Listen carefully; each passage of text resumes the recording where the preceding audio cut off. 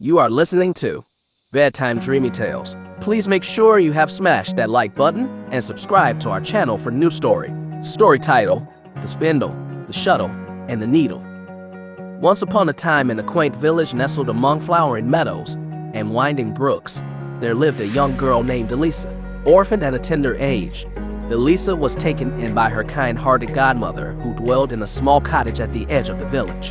Her godmother, a widow named Mrs. Thimble, earned her living through the art of sewing, spinning yarn, and weaving cloth. Elisa grew under Mrs. Thimble's care, learning the crafts of her guardian while blossoming into a devout and dutiful maiden. Each day, as Elisa spun the wheel or threaded the needle, Mrs. Thimble would recount tales of old kings and queens, of spells woven into fabrics, and of spindles that held secrets of the land. On the eve of Elisa's 15th birthday, Mrs. Thimble felt gravely ill. With weak breaths, she called Elisa to her side. "Dear child," she whispered, "I feel my time draws near. This cottage, my spindle, shuttle, and needle I bequeath to you. They shall shield you from want." Placing a frail hand upon Elisa's head, she blessed her. "Keep pure and honest, and happiness will find its way to you." With these final words, Mrs. Thimble passed away, leaving Elisa alone but fortified by blessings and skills that would guard her through the trials of life. Following her godmother's death, Elisa devoted herself to her crafts. Her diligence and the blessings seemed to endow her materials with endless supply. Villagers often murmured about how Elisa's linen never dwindled, and each piece of fabric or garment she crafted quickly found a buyer willing to pay generously.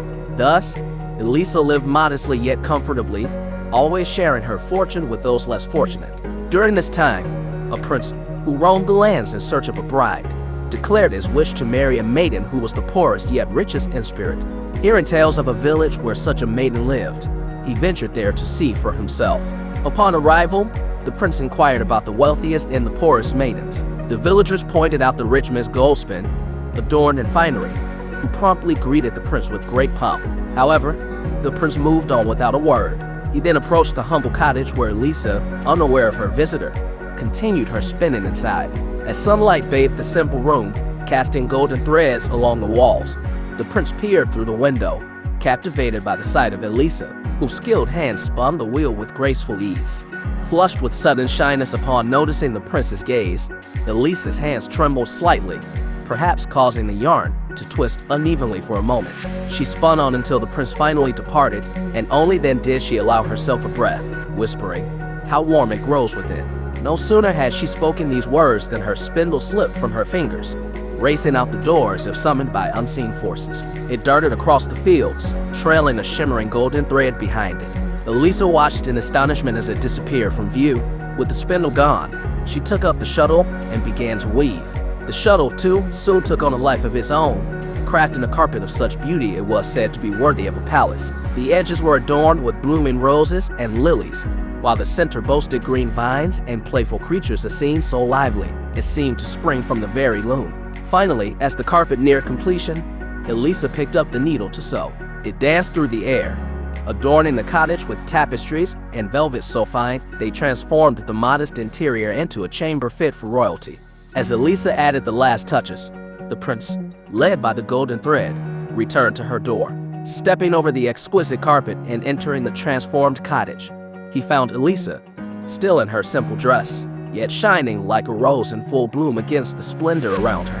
"Truly, you are the poorest yet richest of all," proclaimed the prince. "Come with me and be my queen."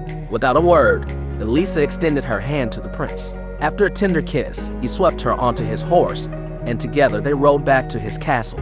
There, amid celebrations, the spindle, shuttle, and needle were enshrined as treasures of the realm, symbols of the humble virtues that brought the kingdom its queen. Thus, the story of Elisa, guided by her godmother's blessings and her own virtuous heart, spun a tale of love and legacy that would be told in the kingdom for generations to come.